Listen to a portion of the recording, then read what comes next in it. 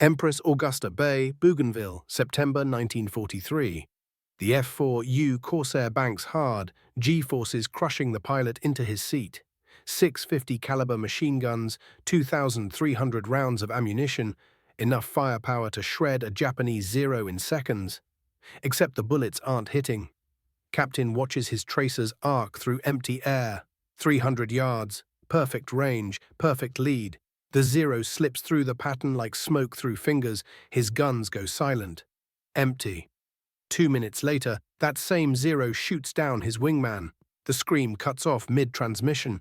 This is the third plane VMF 213 has lost this week. Not to superior aircraft, not to skilled pilots, to wasted ammunition. Something is catastrophically wrong with the most powerful fighter in the Pacific, and nobody knows how to fix it. Talking about down there is our subscribe button. Rewind to the summer of 1943. The Solomon Islands campaign is bleeding the Marine Corps white.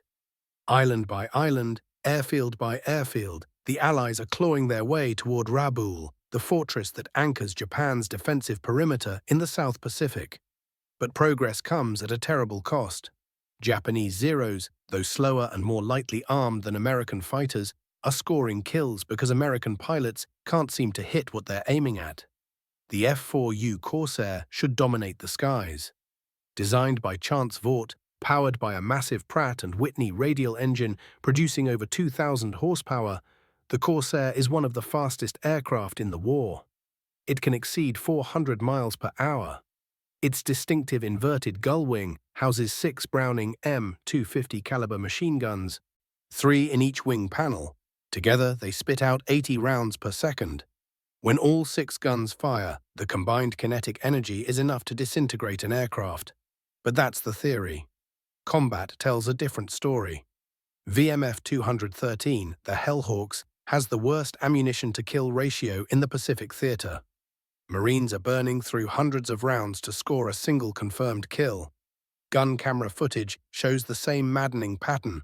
Tracers form a perfect envelope around enemy aircraft, above, below, left, right, but nothing in the middle. Pilots return to base furious, ashamed, watching their wingmen die while their guns spray uselessly into the sky.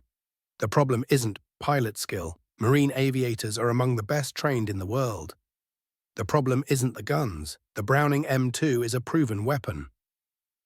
The problem is where the bullets converge, gun harmonization. The point in space where all 6 guns' fire streams meet. Factory specifications set that convergence point at 1,000 feet.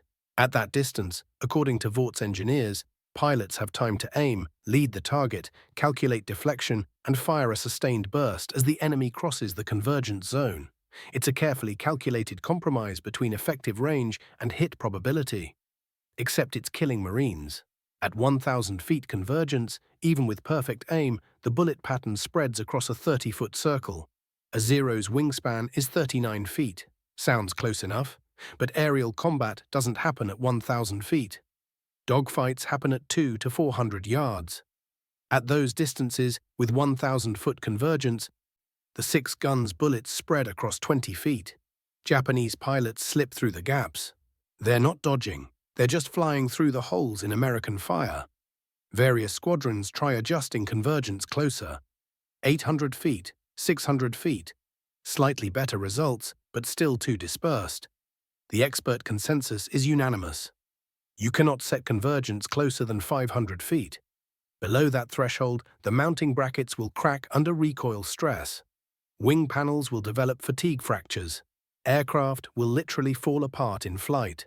Lieutenant Colonel William Millington, operations officer for Marine Aircraft Group 11, puts it in writing in August 1943. Gun convergence below 500 feet exceeds safe structural limits for the F-4U airframe.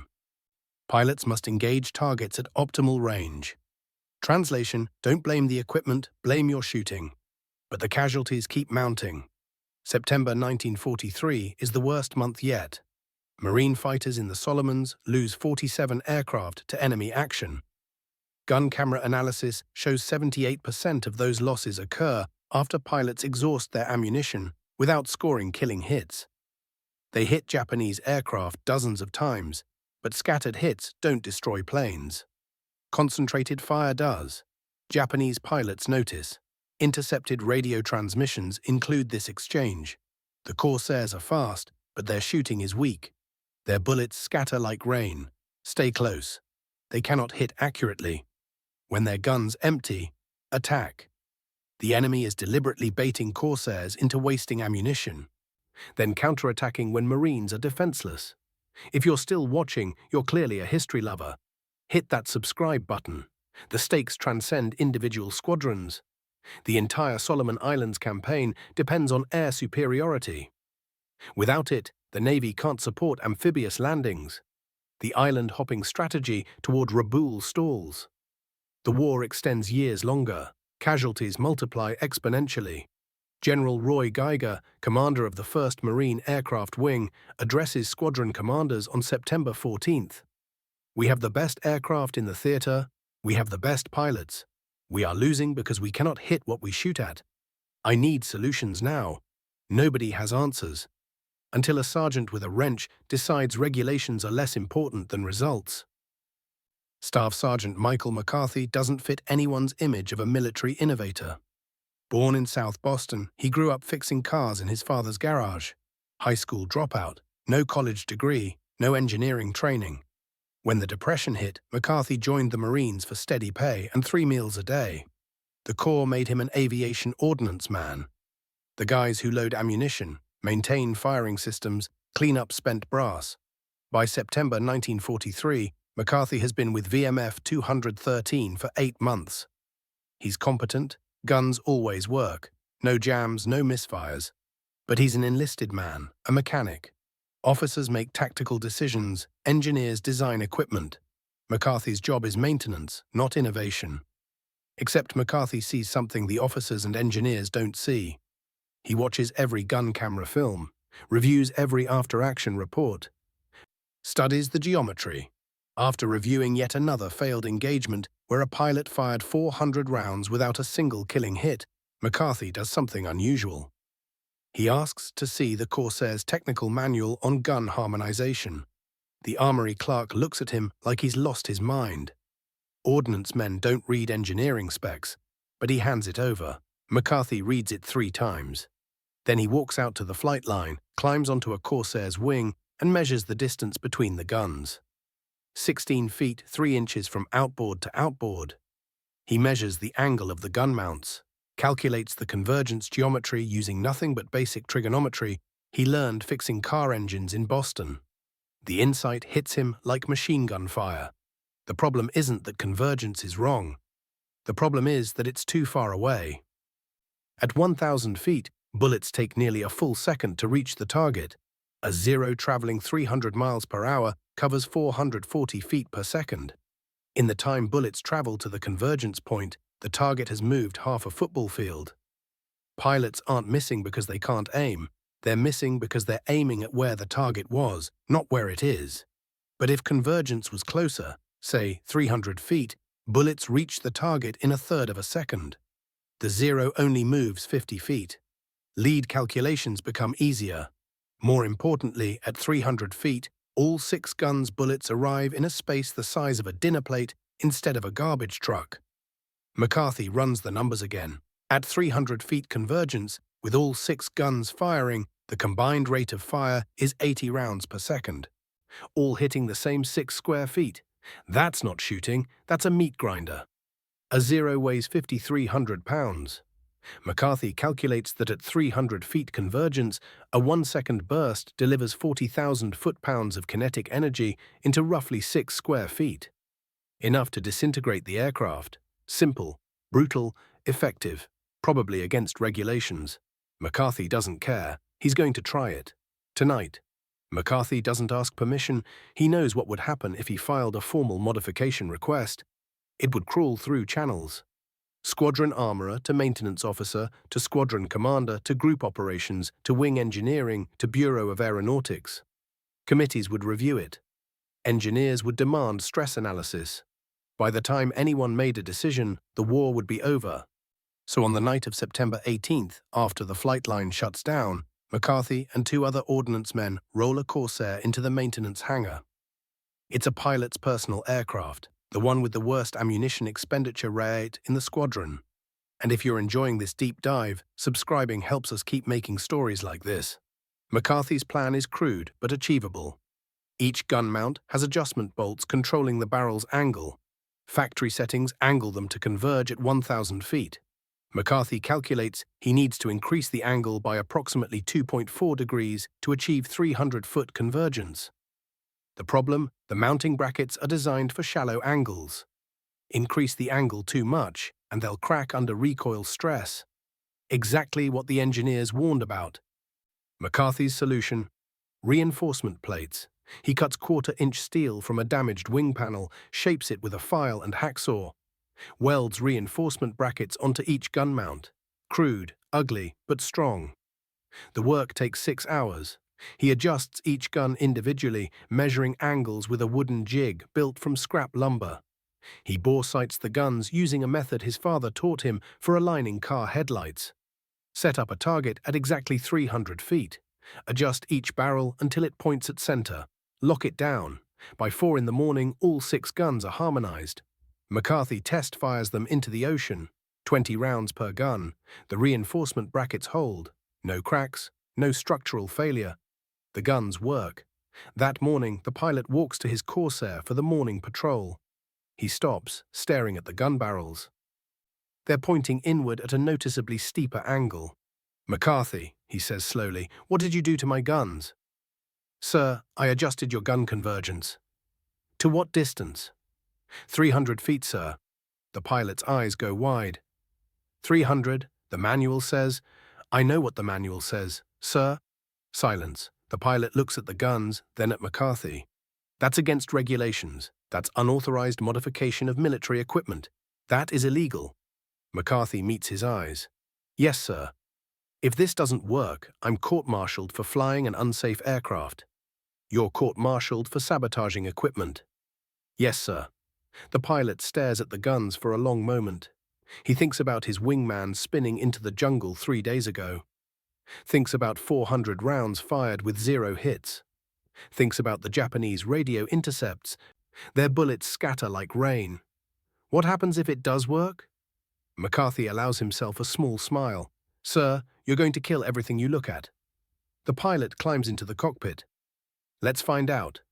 The test happens faster than McCarthy expected. At 8:30, 4 Corsairs on combat air patrol intercept 9 Zeros, escorting 6 dive bombers heading toward Allied positions. Standard engagement, 4 against 15. Bad odds. The pilot, with the modified Corsair, picks a 0 at the rear of the formation, dives from 18,000 feet, lines up at 400 yards, well outside his new convergence point. Doesn't fire. He closes to 350, still outside. The 0 starts jinking, anticipating the attack. At 320 feet, he presses the trigger. 1 second burst, 80 rounds. The 0 doesn't just get hit, it disintegrates. The entire tail section shears off. The fuselage breaks in half. Fuel tanks explode. The debris cloud is so large, he has to brake right to avoid flying through it. He keys his radio. "Holy Mother of..." Doesn't finish the sentence, already lining up on the next 0. 300 feet, 1 second burst, the 0's left wing tears completely off. Third 0, 280 feet, half-second burst. The canopy explodes. The aircraft rolls into a death spiral. Total ammunition expended, 200 rounds. 3 confirmed kills in 45 seconds. His wingmen are still positioning for their first shots. The engagement lasts 4 minutes. VMF 213 shoots down 8 Japanese aircraft. The modified Corsair accounts for 5. The pilot returns with 1,800 rounds remaining, more than half his ammunition. When he lands and shuts down, 30 people are waiting at his aircraft. Pilots, mechanics, officers, everyone who heard the radio transmissions. They're silent, staring at the gun barrels. The squadron commander walks up to McCarthy. "Sergeant, what did you do to this aircraft's guns?" "I adjusted the convergence to 300 feet, sir." 300? His voice is flat. "You're aware that's below the structural safety limit?" "Yes, sir." "You're aware you modified squadron aircraft without authorization?" "Yes, sir." Did you file a modification request with Group Engineering? No, sir. The room erupts. The operations officer who wrote the memo forbidding convergence below 500 feet pushes through the crowd. This is a direct violation of my orders. You cannot set convergence at 300 feet. The mounting brackets will fail. The wings will develop stress fractures. This aircraft is unsafe for flight. The squadron commander holds up a hand. The aircraft just flew a combat mission. One flight proves nothing. Stress fractures develop over time. This sergeant has endangered lives and violated. The pilot interrupts. Sir, I just shot down 5 Japanese aircraft with 200 rounds. Before today, I needed 400 rounds to maybe hit one. That's not the point. I still have 1,800 rounds left. I could have killed 10 more. Another pilot steps forward. Sir, permission to have my guns modified the same way. Denied. Sir, we're dying out there because we can't hit anything. McCarthy proved nothing except that enlisted men think they're engineers. The argument escalates. Half the pilots demand the modification. Engineering officers cite structural limits, safety regulations, chain of command. Someone's shouting about court-martials, someone else is shouting about kill ratios. The squadron commander lets them argue for 2 minutes. Then he whistles, sharp and loud. Silence falls. Sergeant McCarthy, he says quietly, can you modify every Corsair in this squadron by tomorrow morning? The operations officer explodes. You cannot authorize. With respect, I'm not asking your permission. I'm asking McCarthy if he can do it. He turns back to McCarthy. Sergeant? McCarthy nods. Yes, sir, I can do it. Then do it. Every aircraft, 300 feet, tonight. This is insubordination. I'm documenting this. You're all getting court-martialed. The commander meets his eyes. Colonel, if it works, court-martial me. If it doesn't work, the Japanese will kill us anyway. Either way, McCarthy's doing it. If you've made it this far, hit subscribe so you don't miss what comes next. McCarthy and his crew work through the night. By dawn, every flyable Corsair in VMF 213, 22 aircraft, has guns harmonized to 300 feet. The Japanese don't know what's about to hit them. September 20th, 11:40. 8 Corsairs intercept 12 Zeros and 8 bombers over Empress Augusta Bay. A pilot flying a newly modified Corsair makes first contact, selects a bomber at 350 yards, closes to 300 feet, fires a 2-second burst. The bomber's right engine explodes. The wing folds. The aircraft goes down trailing 300 feet of fire. He brakes left, lines up on a 0, fires 1 second. The cockpit disintegrates. Total time, 15 seconds, 2 kills, 240 rounds. The engagement lasts 12 minutes. VMF 213 shoots down 15 aircraft. Japanese losses, 100%. Every enemy aircraft destroyed or damaged beyond recovery. American losses, 0. Ammunition expenditure per kill, 180 rounds, down from 890 the previous week. The gun camera footage stuns everyone who sees it. At 300-foot convergence, the Corsair's 6 guns create a visible column of tracers, a solid beam of fire. Japanese aircraft don't just get hit, they explode, wings shear off, tails disintegrate, cockpits implode. The concentration of fire is so intense that structural failures happen before the ammunition finishes impacting. Word spreads like wildfire. By September 22nd, every Marine fighter squadron in the Solomons requests the modification. By September 25th, Pappy Boyington's Black Sheep Squadron has adopted 300-foot convergence. By October 1st, every F-4U Corsair in the Pacific Theater is running McCarthy's gun harmonization. The kill ratios change overnight. Before modification, VMF 213 kill-to-loss ratio 3.2 to 1. After modification, 11.3 to 1. Combat effectiveness rating jumps from 64% to 94%. October 17th, a pilot encounters 6 Zeros. Shoots down all 6 in 4 minutes using 980 rounds. Returns with 1,300 rounds remaining. November 11th. Another pilot shoots down 5 aircraft in one engagement using 750 rounds. lands, rearms, takes off, shoots down 3 more that afternoon. Japanese pilots notice immediately. A captured pilot interrogated in late October provides this testimony. The American Corsair changed. Before we could dodge their bullets, they scattered. Now when they fire, there is no dodging. The bullets are like a solid wall. If they point at you, you die. We call them concentrated death. Our pilots are told to avoid engagement if possible. If engagement is unavoidable, ram the Corsair rather than be shot down. Another intercepted transmission, November 3rd. Warning to all units. The American fighters have new guns. Their fire is concentrated like a laser.